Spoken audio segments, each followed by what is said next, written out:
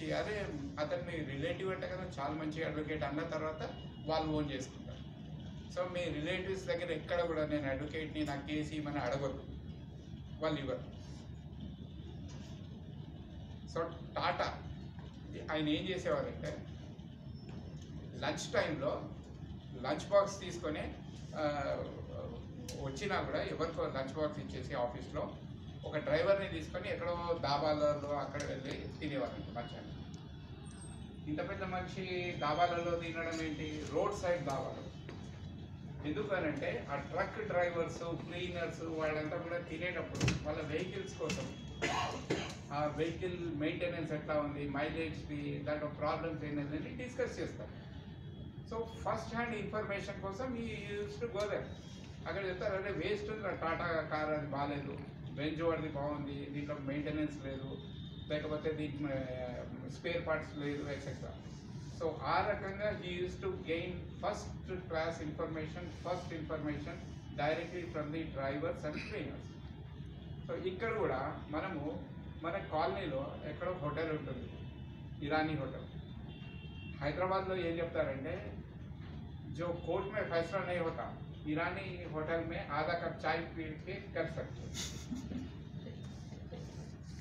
So this is the greatest of the Hyderabad. Settlement. Settlement. ఇంకొకటి హైదరాబాద్లో ఏముంటుంది అంటే పెద్ద పెద్ద కేసెస్ ఉంటాయి. ఆ సెటిల్మెంట్లో ఆ పైల్వాన్లు ఎవరో కూర్చున్నా ఒక అడ్వకేట్ని పిలుస్తారు ఖచ్చితంగా. ఆ సెటిల్మెంట్లో ఏముంటుందంటే అక్కడికి వచ్చిన తర్వాత हमारे वकील साहब आए, भाई जरा आप एक बात बोल दो ना भाई, इनसे माफी मांग रहा हूँ ना भाई. क्या हो गया चीचा, माफी मांग रहा ना बच्चा, माफ कर दो. बोले तो ठीक है भाई आप बोले ना, है ना, केस वापस इसको. वकील भी हाँ ठीक है सेटलमेंट అయిపోయింది. ये हैदराबाद की चाल है, ये सही में होता भी है. మాస్టర్ సో ఈ కల్చర్ని మనము నేను ఇదేం లేదు నేను కోర్టునే చూసుకుంటానంటే అది కుదరదు.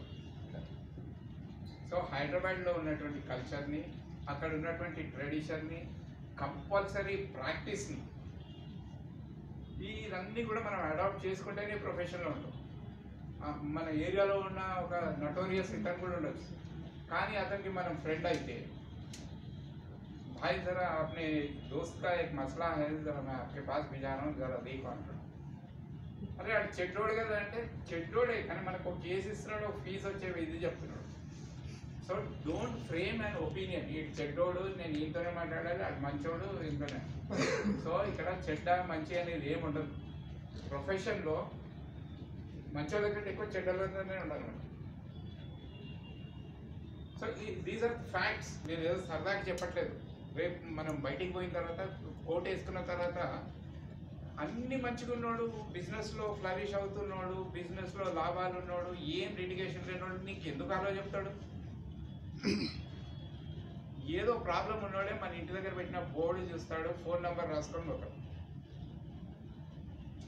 ఇంకొక టిప్ ఇవ్వదలుచుకున్నాను, మన మూడ్ సరిగా లేకపోతే క్లయింట్తో ఫోన్లో మాట్లాడు. అని ఫోన్ ఏ నీకు తెలియలేదా, కోర్టులో ఉంటాను తెలియదా, తర్వాత అని చెప్పి ఇది ఎప్పుడూ చేయదు.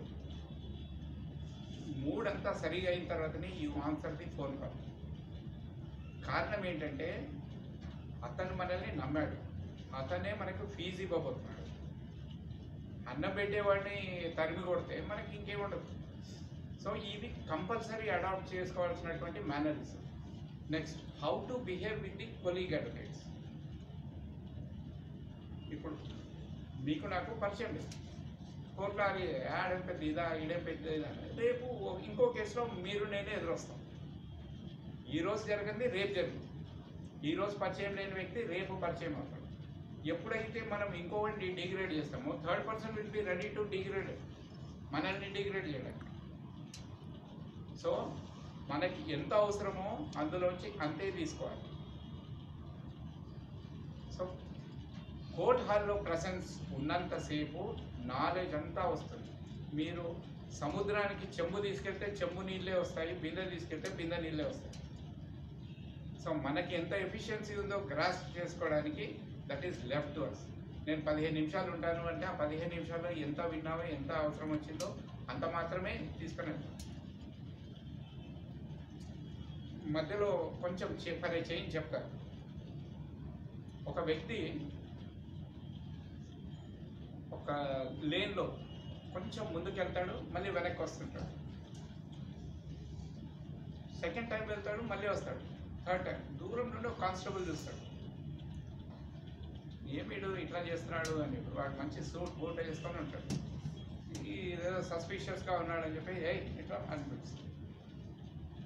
పిలిచిన తర్వాత వెళ్తాడు. क्या नाम है तेरा?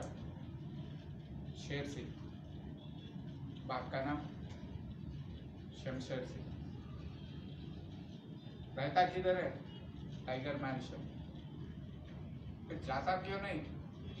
दिखते नहीं, कुत्ते भौंक रहे हैं. तो Peru Sher Singh, Shamsher Singh, tiger mention.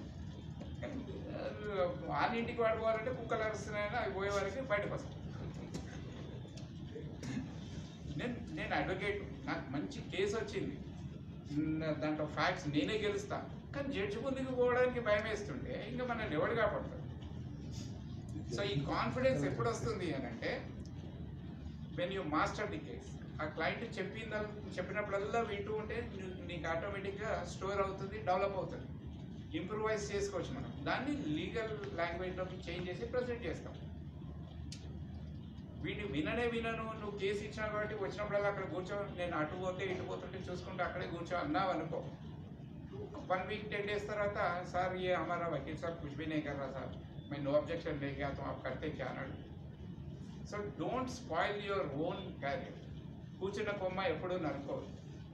క్లయింట్కి ఎంత ఇంపార్టెన్స్ ఇస్తావో ఆయన మీకు అంత ఫెచింగ్గా మారుతుంది. So what I mean to say is to some it up. ఏం చెప్తున్నానంటే మన కోసం మనం ఎంత టైం ఇస్తామో ఈ ప్రొఫెషన్కి సంబంధించి, క్లయింట్కి ఎంత రెస్పెక్ట్ ఇస్తామో, ఎంత ఇంపార్టెన్స్ ఇస్తామో, కాన్వర్జేషన్ సీనియర్ అడ్వకేట్స్తో కోర్టులో నీ యొక్క కాన్వర్జేషన్ పైన ఎంత కాన్సన్ట్రేట్ చేస్తావో ఇట్ విల్ అది నీ భవిష్యత్తుని నిర్ణయిస్తుంది. సో దేర్ఫోర్ మై సజెషన్, మీరు ఈ ప్రొఫెషన్కి వచ్చినందుకు ఐ వెల్కమ్ యూ. ఈరోజు రేపు ఎల్లుండి కూడా మళ్ళీ కలుస్తాం, ఎక్కడో ఒక చోట కలుస్తాం. కానీ నేను చెప్పేదంతా కూడా పాజిటివ్గా తీసుకోండి. ఈ ప్రొఫెషన్ నోబుల్ ప్రొఫెషన్. ఎవరో చేసినారు కాబట్టి నోబుల్ కాదు, మనం వచ్చినాం కాబట్టి we will make it a noble profession. ఓకేనా? So thank you so much for hearing me patiently.